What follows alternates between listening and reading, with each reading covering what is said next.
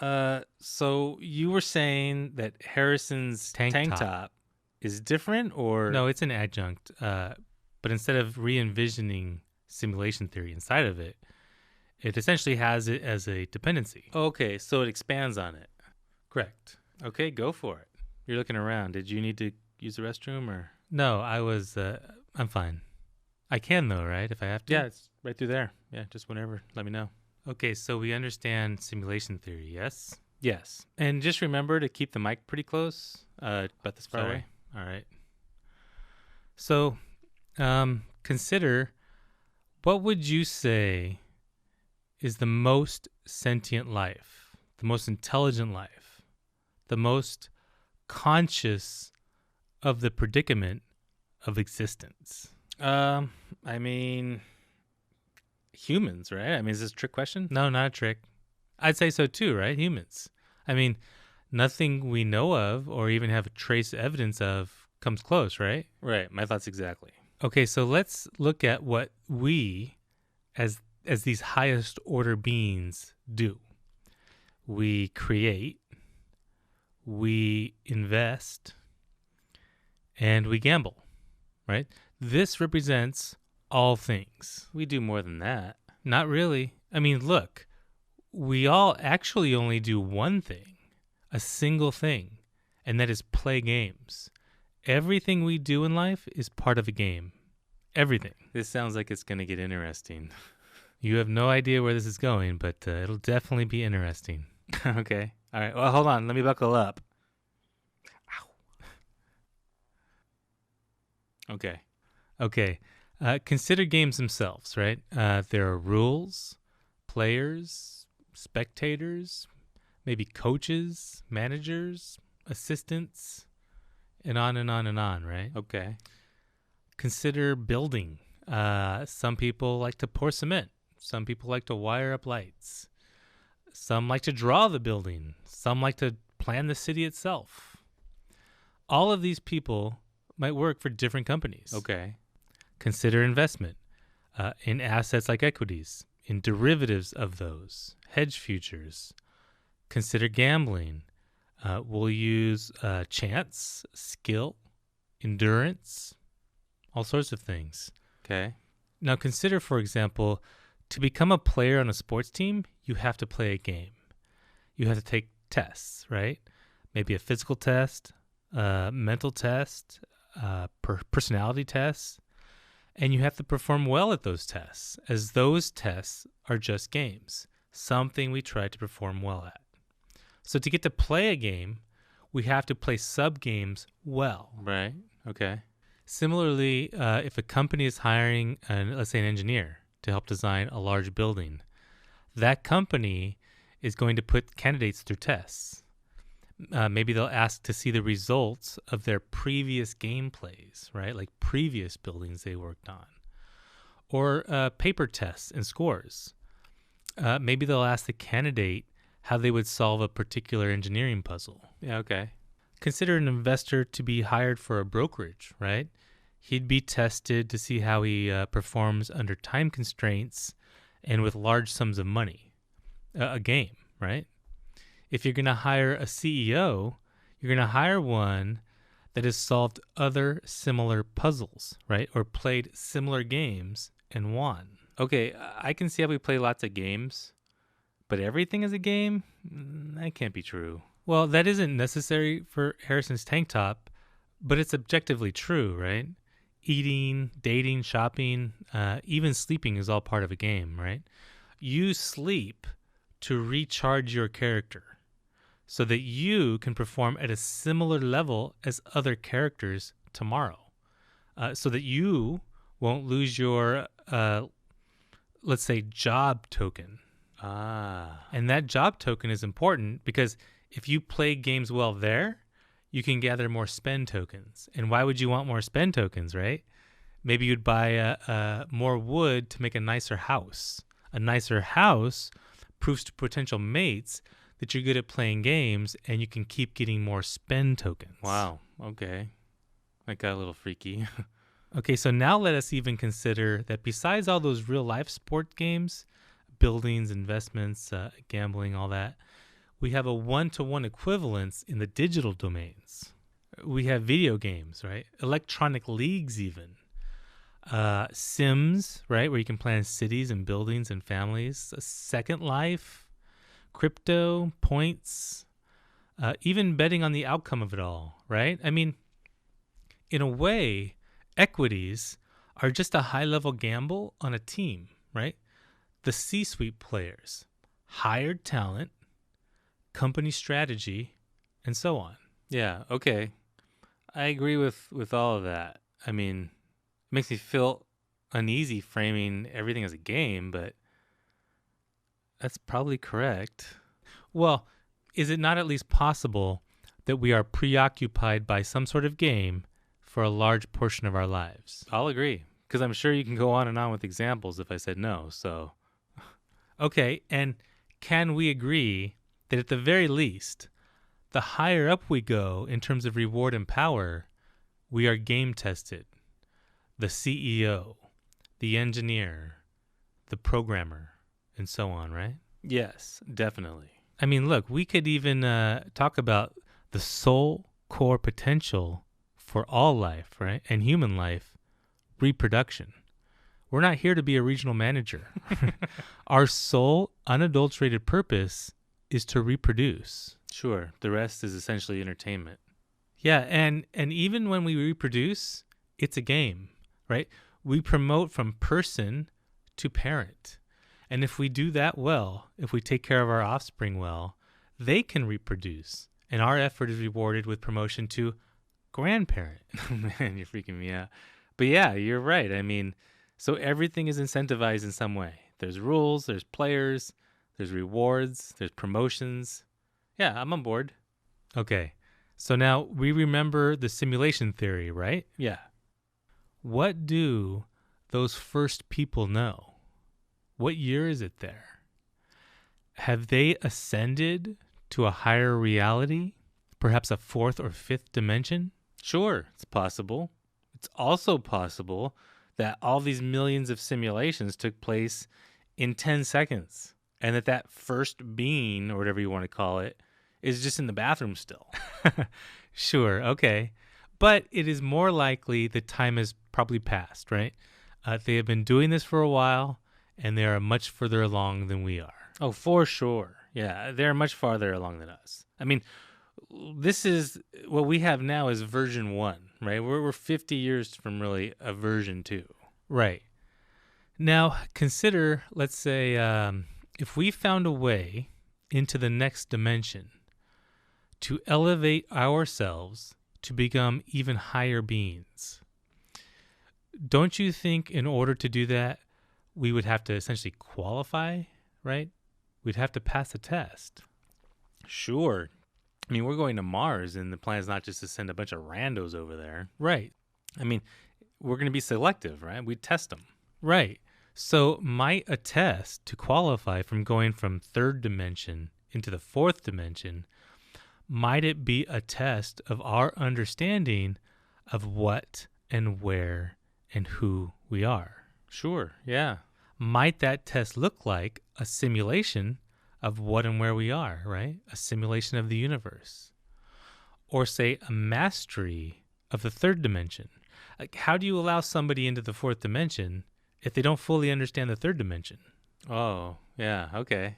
That makes a lot of sense. That makes sense. So a test to be given essentially higher powers, right? A larger role, a promotion, if you will, might be to create a universe, right? A healthy universe. Yeah.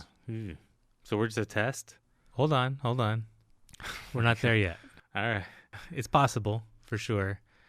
But look, that is the frame of the CEO, right? Or the builder. But consider games. These first people, or maybe they're higher beings, right? Might see this as a game where all of them, the players, are to configure universes to ultimately see who produces the most advanced beings or the healthiest worlds or whatever the metric of success is. That totally makes sense too. Yeah. Okay, so consider this game maybe as like a big lottery. There are tons of variables, And maybe only one person or a few of these beings can win, right? That it's likely that most of these first people, or whatever they are, don't win for each game or test or whatever, right? Similar to our own contests and games. Okay. So might these people offer side games themselves? Sports is a game, but betting on sports is a side game. So maybe they divide up their universes and create their own set of rules for their own subgames. So like horse racing, you can play and win multiple ways, not just who comes in first. Sure, in a way, but maybe more like a casino or a racetrack owner. So maybe whoever comes in first place gets a prize, right? Maybe it's currency or admission into a higher dimension. But most people think they probably aren't going to win. Okay, right. So now these beings say, I'm going to run 1,000 subgames on 1,000 of my planets in my universe. On this planet here, I'm going to divide it up and allow 6 people to play on it. The rules for the game on this planet are A, B, C. And the rules for this other planet over here are X, Y, Z, and so on. So the being playing the larger universe game thinks they probably won't win, like the big prize. So they themselves create sub-games for money or for status or whatever. And they play smaller games they might win. Exactly. Okay, that sounds exactly like something I'd do. Yeah. So let's say this being dictates the rules for one of his sub-games are that you can only nudge life in a small amount. The more nudges you make, the more points are taken away. So let's say everybody starts with 100 points. Okay. And each time you nudge your partition of life, 1 point comes off. This is, let's say, another rule. Before the life form starts writing things down. Okay. After the life form starts writing, indicating they're at a more advanced stage, each nudge is then 10 points off. Okay. And what would be a nudge? Good question. Think of us right now as parents, right? We don't think of 50 million situations our children might experience and then have them memorize the correct response to each one of them. No, of course not. You teach them the basic lessons so that they can build their own decision-making processes. Right. We cover, the intrinsic topics of life, right? A few probable but basic future potentials, right? Like, let's say math. And then we're supposed to let them have their freedom. And they can make mistakes, especially when they're young, so that you're there to advise them, right? And just advise, right? So hopefully that they learn how to process completely new events that maybe we could have never even seen coming. So that's a nudge, right? We advise, but we let them solve. Right. I got that, but these higher beings aren't our parents, so what's a nudge to them? Maybe before writing is invented, we're talking about, say, punishing a known evildoer by striking him with lightning, right? So maybe a guy from one tribe over comes and kills some people, and you strike him with lightning. What that might mean to primitive beings. Oh, all right. I see. So in that moment, they might form this thought that there's somebody that's watching or judging. Maybe. And maybe it takes 3 or 4 goes, right? Maybe a nudge is forming a basic thought, like a tiny realization that eventually leads to the understanding of a new paradigm, like thinking ahead, right? Maybe don't eat all the fish, keep some for tomorrow. Planning ahead is a very clear break in intelligence. Right, it is. I've read that. Or maybe a nudge is a whisper. Or when your group is in a bad way, hasn't found water for days, very scared, one of you stumbles upon water in a very unlikely place, right? In that instant, not only is an unseen guardian reinforced, but perhaps that person that found the water, perhaps there's a new concept, the concept of a hero. Oh, yeah. Maybe the group is being attacked by a tiger and someone stumbles upon a straight branch with a really sharp splintered end. Yeah, yeah. Perhaps it is a dream that lingers into a thought that if the male stays with the female that gave birth to his daughter, that something larger, something beyond them can be created. Oh, yeah, for sure. And we should remember, as third dimension beings, what we would look like to two dimension beings, right? We'd just be a line. So how a higher dimension being communicates with us might look, odd or confusing and in need of interpretation. Yeah, totally. This all makes sense. Right. So ridiculous sounding experiences could potentially be something we just can't understand in our dimension. Right. So what I've described is a methodology for the existence of God. In fact, the game could even conclude with the surviving players, the winning players, getting to meet their God, the one that nudged them in the best directions over millions of years. I mean, when an experiment is over, does the scientist not pick up their mice before they terminate them? So what it is saying is that it is most likely that God is the only thing that is real and that all of us don't exist. No. If you look at the Merculae or the Zoramus or the Genesis, they all begin to look like a subtle nod to the act of configuring a simulation. No. So we're not real, and God is the only thing that's real. But this God is just a being? Perhaps, but they would be the creator, right? They created all of this.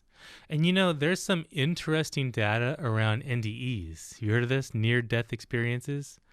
About how people who are blind at birth have had NDEs and describe, seeing their own bodies for the first time. Really? Hovering over themselves, being taken up into a space of light, being greeted by beings of light that they knew in life, who passed previously. Very similar stories to what many other people cited individuals who have had NDEs. Yeah, I'm familiar with NDEs. There does seem to be something happening. Well, what I find interesting is, many people try to explain it as a byproduct of brain activity in some state near death. And it's like, okay, but what about all the other thousands of times we've dreamed? How can this type of brain product be relegated to near death only, right? We're all aware of the stories, so it's not like that reference material is hidden from dreams. Yeah, right. I mean, you think if our brains can produce such a nice environment where we can converse with our loved ones, it would happen all the time. It would happen way more frequently. Exactly. To me, if this abundantly happens near death, and who knows, might happen during every actual death, and it includes those who previously left here to the exclusion of those still here, that seems high functioning. That seems precise. I'd say there's more to it, maybe a pathway to the simulation. Well, yeah. Okay, wait a minute. So like death is still part of the simulation? Well, I don't know. It could be that before a simulation, we are in a storage medium and are stored in an orderly fashion. So then when we're all reformatted for the next simulation, we're inserted into it in some orderly fashion. Okay.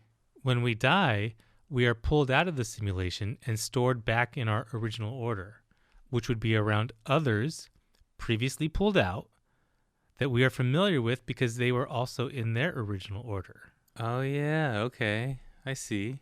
But why wouldn't they be reformatted right away? Well, it could be as simple as the simulation needs to end so that all the results can be analyzed at that time. Oh, yeah. Okay. So that's heaven, right? I mean, that's like a tidy explanation. And that makes sense. And what is even more interesting is the NDE visions of hell, right? Nobody says all their loved ones greeted them in hell. But if this is just a byproduct of the dying process, why wouldn't they also see people they know? Oh, man, yeah. That's right. Well, even better. Let's say the simulation has a requirement to sequester the data that has led to bad results. It would make sense that these people, these bad results, would end up for long periods of time, or forever, right, around other sequestered data whom they don't recognize, because bad results would look more arbitrary. It's not an ordered process, and there's no original order to the sequestered storage. Right, that's hell. Oh my god, this is blowing my mind, dude. Oh man. That's exactly what's happening. That's exactly what's happening. It kind of brings to mind Cloud Atlas. Kind of. Maybe those characters, how they recur, maybe that's data that's stored in their original locations is doled out orderly, right? So they always kind of end up around each other in simulation. But wait. But if it's orderly, how can we marry someone from another country? Like, how can they end up next to each other in the storage? Well, when I said they were inserted in an orderly fashion, it may not be by zip code. It could be predictive, perhaps, like let's say by orders of fate. Oh, wow. Ordered by fate. Yeah, that totally makes sense, dude. This is so fascinating. You should write a book. Seriously. I mean, it's not every day you hear a theory that puts the simulation as proof of God and fate and heaven and hell. One could make a case that these simulations or tests or games, whatever they are to understand fate.